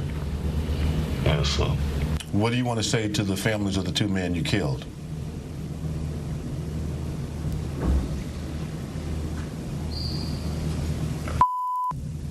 You see? What do you want to say to the family of the guys that you killed? He said, fuck them. That's what he said. He said, fuck them. And now he wants to live. He wants to live. Straight up. Broadnax was convicted and sentenced to death. His execution date, next month. Cummings received life with no parole. But now, in a new confession declaration, Demarius Cummings says it was him and not Broadnax who shot and killed the 2 men, and that because he had a criminal record and Broadnax did not, he pressed Broadnax to take the fall. In his declaration, Cummings says both he and Broadnax were high on PCP and marijuana at the time of the crime. Later, we both gave statements to the media. In James's statements, he said that he had participated in the robberies and shot the 2 victims, while in my statements, I said that while I had participated in the robberies, James had shot the 2 victims. Cummings says those statements to the media were not accurate. In fact, I was the one who shot the two victims, not James. This is confirmed by the fact that my DNA and not James's DNA was found on the pistol. Attorneys for James Broadnax have filed another application for what is called a post-conviction writ of habeas corpus, seeking relief from his conviction and death sentence. Under Texas law, there are very strict rules about filing multiple habeas applications. You have to meet exceptions to file a second or third, or in this case, fourth application. Brett Ordway is one of only 133 board-certified criminal appellate law attorneys in Texas. He is not involved in this case, but knows it well. And one of those exceptions is based on previously unavailable evidence. And that is primarily what they are citing here. And they are pointing to, most prominently, a declaration from a co-defendant saying that he is the one who actually pulled the trigger in this case. And then they also point to some recently unearthed juror charts from the Dallas County District Attorney's Office that they say supports that some jurors were struck for racial reasons. In the Broadnax trial, 7 black potential jurors were struck, the judge putting 1 black person on the panel. The final makeup, 11 white jurors and 1 black juror. Now the case goes up to the Texas Court of Criminal Appeals. That 9-judge panel. What did I tell you? Despite everything that we've just watched, the blacks figured out a way to make this about jury selection connected to racism. Despite everything that you guys have heard, because they've given them a life script to always use racism. Yeah, I mean, we're dealing with 2 of the most horrible human beings that you've ever heard of on YouTube. These 2, right? Who I believe should both get the death sentence. They now don't want to die. Despite all the bullshit they said in 2008, now is about the race of the jury. You see where we're going with this? Everything I say on YouTube is true, man. Everything that I say is true. And they are not making any progress. Don't believe the lies they've been telling you. I'm keeping an eye on this data like a hawk, bro. They are doing worse. They're doing worse. They're not doing any better. This is a community that you need to stay away from. They're very dangerous. They don't want to do the necessary things to improve. They are very hateful people. They teach them to hate at a very early stage of their life.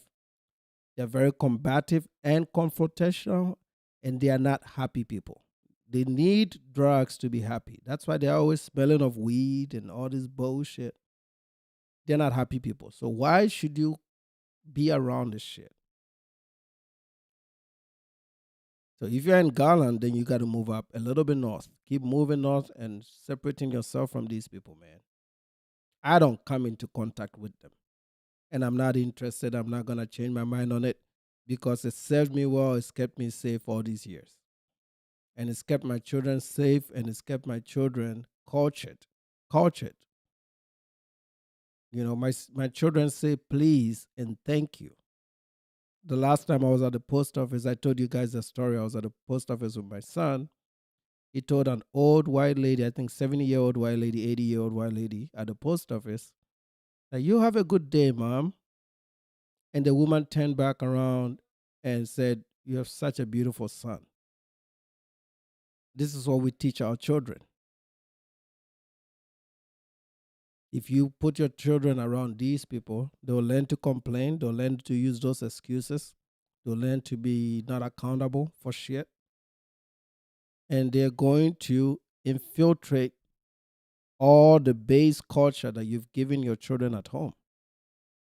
Nobody says this on YouTube because they've bullied people to say it. I'm saying it because I don't give a fuck about these people. I could care less. I don't need their money. I don't need their views. I don't care about these people like that, bro. They disgust me. I'm being honest. I said it yesterday. These people really disgust me. They're disgusting people.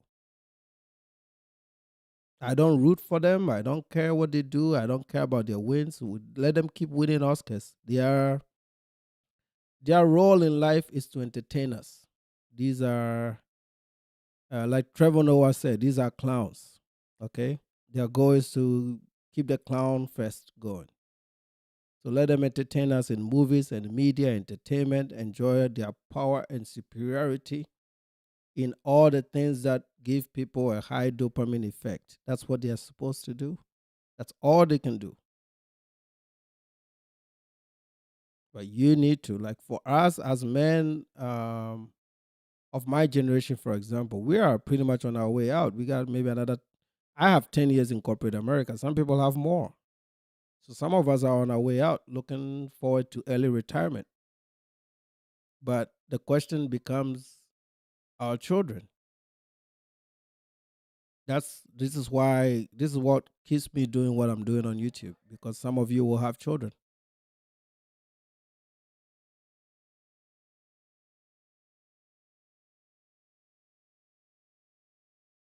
Will decide whether the claims by the Broadnax defense satisfy the exception requirements and whether the claims have merit.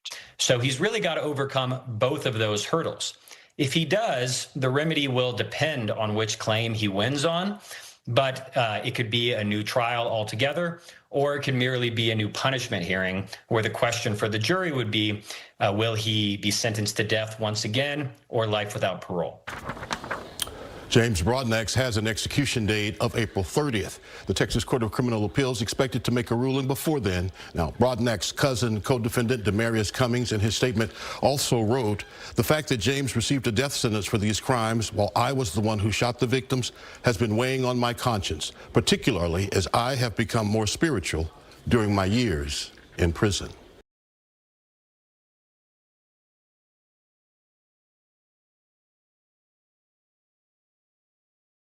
Does anybody believe this stuff? If you do, please put one in the chat if you believe these guys. I don't believe them.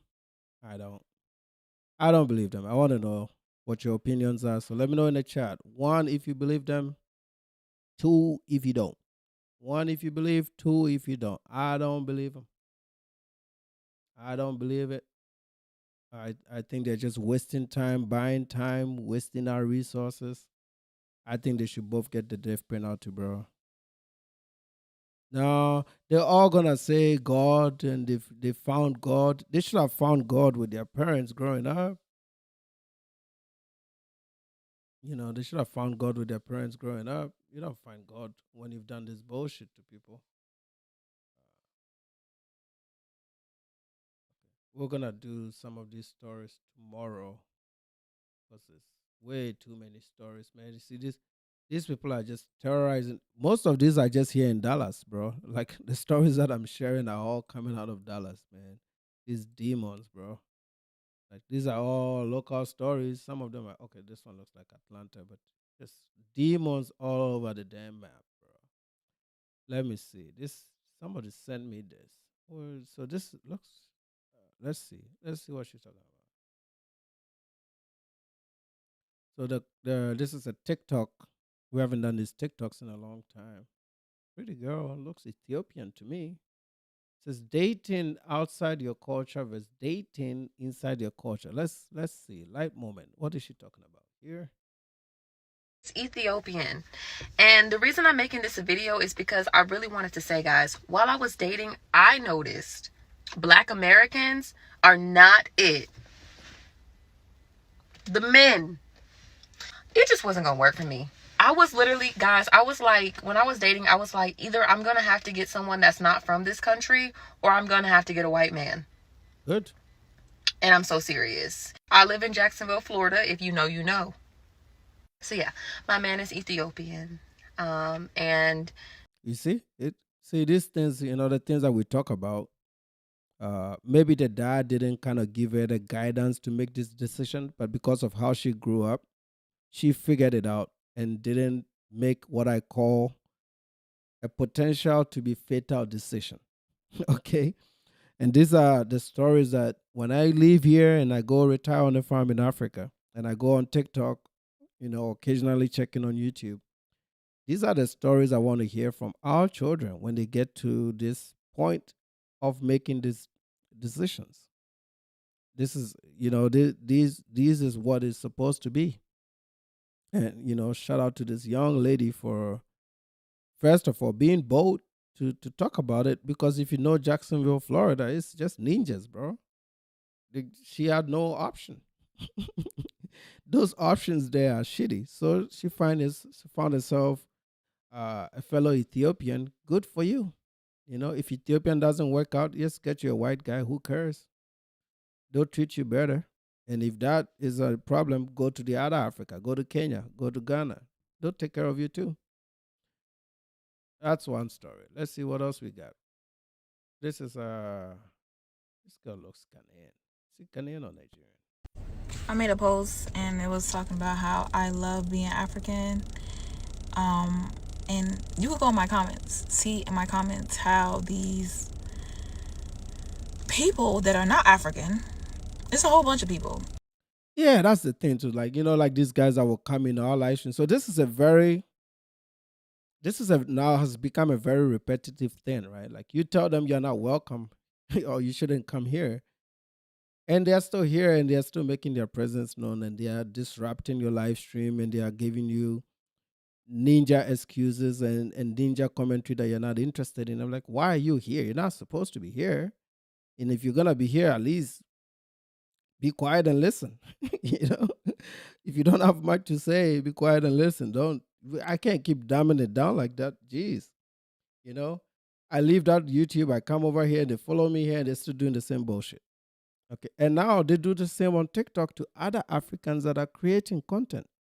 This is why this lady had to make this video to say, hey, you can go do this shit with Tariq Nasheed's page. You can do this on, what's the other guy's name? The guy that does this when he talks. You got plenty of idiots that you can go on their pages to express your allegiance to the foundation. Why are you going on to my sister's TikTok, terrorizing him and, you know, just making her uncomfortable or just disrespecting her? You're not supposed to be there. Nobody cares. I mean, I showed you what your community is. You're not a capable group. So nobody cares. Leave these Africans to make their videos and their TikToks and express themselves and share their experiences dealing with y'all. Why are you forcing, you know, like, why are you making this like they don't know what to feel and how to feel and what they've been through dealing with your criminal asses? They know. That's why they are doing it. Allow them to. That are not African, obviously, that are saying, oh, well, why are you not in Africa? I could be in Africa. I have dual citizenship. What's the difference? That's what they don't understand. Yeah, it's like, why are you here? Yeah, you could be. Like, they were like, oh, why are you here? I'm a remote worker. I can go live. Like, you'd be happy to have what I have. I can go live in China tomorrow. And which I used to do. Like I said, if I didn't have kids that are in the formal school system that requires me to be here all the time during the school year, I'm literally mostly out of the US whenever school is over.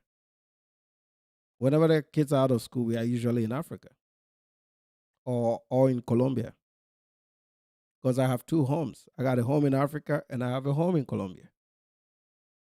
That's the time we're on. So it's not that I need. Actually, this is the most expensive of my living. This is where it costs me more. In Colombia, it doesn't cost me much. In Colombia, it doesn't cost me much, maybe $700 to live as a family. You know, I'm about to start construction on the second home in Colombia. Then which I'll bring you guys to. I'll show you when I start breaking ground. You know, in Zambia, I think I can live for $300 a month. So there's no point in me being here. If I was in Africa and I said that I love being African, what would that do for you? It's not going to change whether I'm in America or whether I'm in Africa. Like, I don't understand people. I don't understand why people say ignorant ass shit. I have to be in Africa for me to love me. Because a lot of them are lost. A lot of them don't know what their identity is. Some of them are FBA. Some of them are Black Americans. Some of them are African Americans. Some of them are Pan-Africans. Some of them are Hebrew Israelites. Some of them are Moors. This is a small group, 53 million people, and they are this confused. They can't even come together to have an established identity. Like, despite all the shit that we talked about and all their L's, the core of who they are, they don't even know. They haven't developed a language.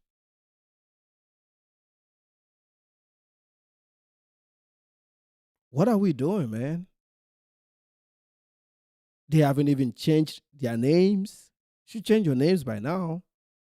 Get rid of those Brown last names and Johnson and his stupid ass first names. What's up with the first names? Let's talk about that. DeMarcos, DeMarius, the numbers, the bullshit.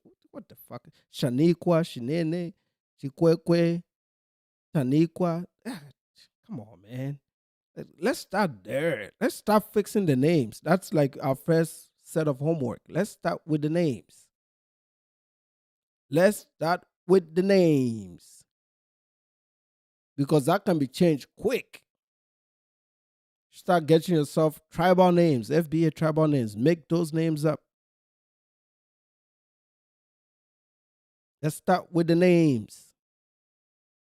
Tariq Nasheed, that's an Arab name. Give us the names that are uniquely yours. You can't even do names. If you can't do names, you're definitely not going to do languages. So just accept that you're Americans. There's nothing wrong with that. And when these Africans are saying they love being African, you guys don't understand what it means, like how nice it feels to be African. You have no idea how nice it feels to be multilingual, to just go upstairs to my mom and speak in a language that is completely away from the English language. And multiple of them, 46 of them in Ghana alone. And they're all unique. No words are shared between the tribes. Complete unique languages. So of course, it's very prideful. We eat with our hands, no microplastics.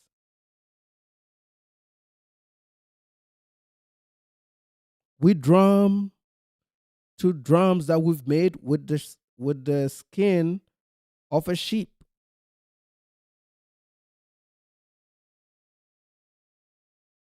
We weave our own clothing, attires, like the kente and the fugu. So, of course, we have our pride. Why are you coming in there questioning people's love for who they are just because they're not living in the place they're from? You don't even know why that person is there. What if their parents brought her here? What if marriage brought her here? This is 2026. People are living in different parts of the world for different reasons. And it's not like these people, have you been on a flight that goes to Africa? It's always full of Africans, okay? A lot of us spend our holidays in Africa. We are not here 12 months out of the year. We take time off from work, and whatever the time is, we spend all our holidays and vacations. We don't go to Cancun. We go home. And it's a different feeling. If any of you in the chat, if you've ever arrived at an African airport, the feeling is very different every time you land. You land at Jomo Kenyatta, it feels great.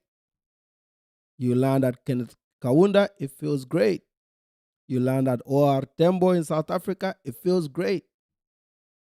You know what is unique about this? All this infrastructure is built by Africans, okay? All this infrastructure is built by Africans. And if you don't believe that, this guy right here is John Dumelo, okay? If you don't know who he is, you can Google him. John Dumelo is my classmate. I went to high school with him. So even though it says that I'm following him, I'm actually friends with him. He's my friend. John is the member of parliament of the infamous East Legon, one of the nicest suburbs in Ghana, in Accra. He's also, this is his first time as an MP. He's also the Deputy Minister of Agriculture. I put this up because I was on Facebook and John posted this video of some work that he's doing in his neighborhood. And the reason I want to play this video is it proves all the things that I've been saying. You're not going to see a Chinaman or a white man operating any of the equipment that this brother is using to fix the roads in his community. It is all done by Ghanaian people. I have not seen a road fixing crew that is black in America. I've not seen a building crew that is black in America. I've not seen it. We know how to do these things with our hands at home and abroad. Okay? So here is a video of John.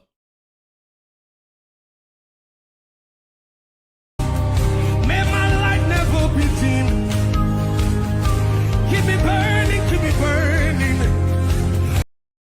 Coming of the King. Give me your yell in my lamp, Lord. May my light never be dim. Keep me burning until the coming of the King. Give me your yell.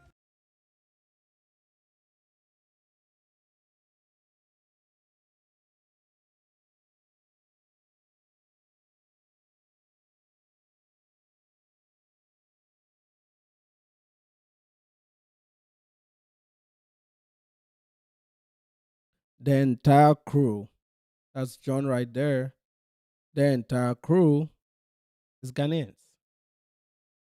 So when you go to Africa, the Africa that you see is being built by black men.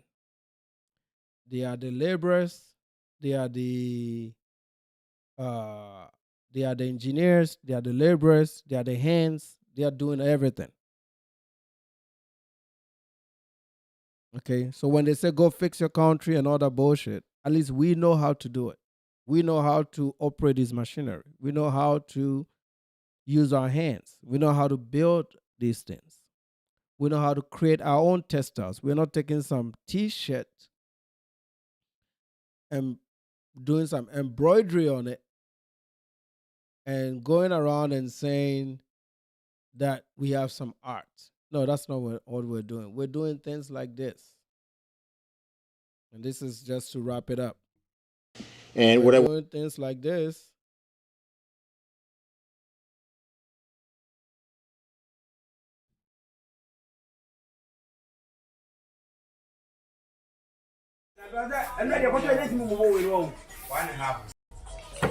This is what we're doing.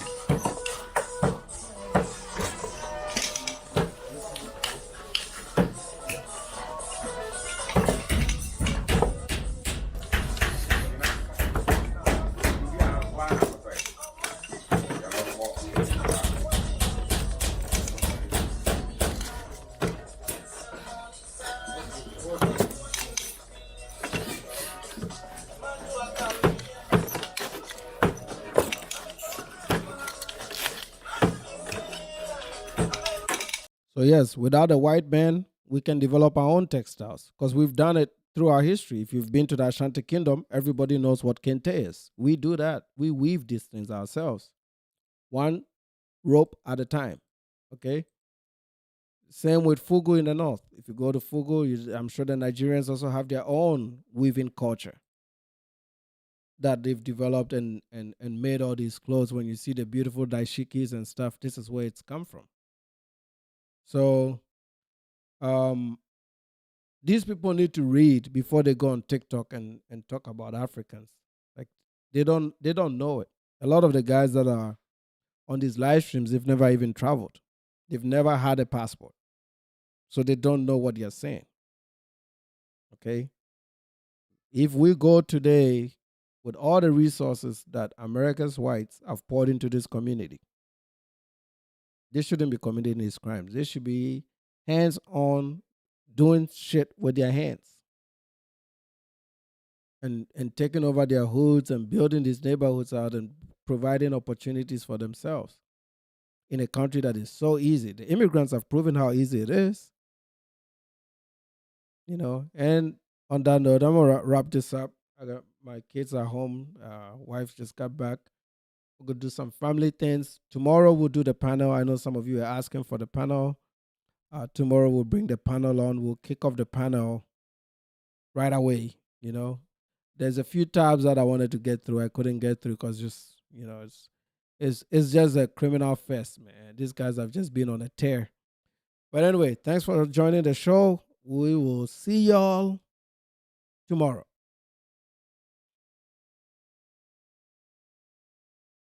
Hi, baby.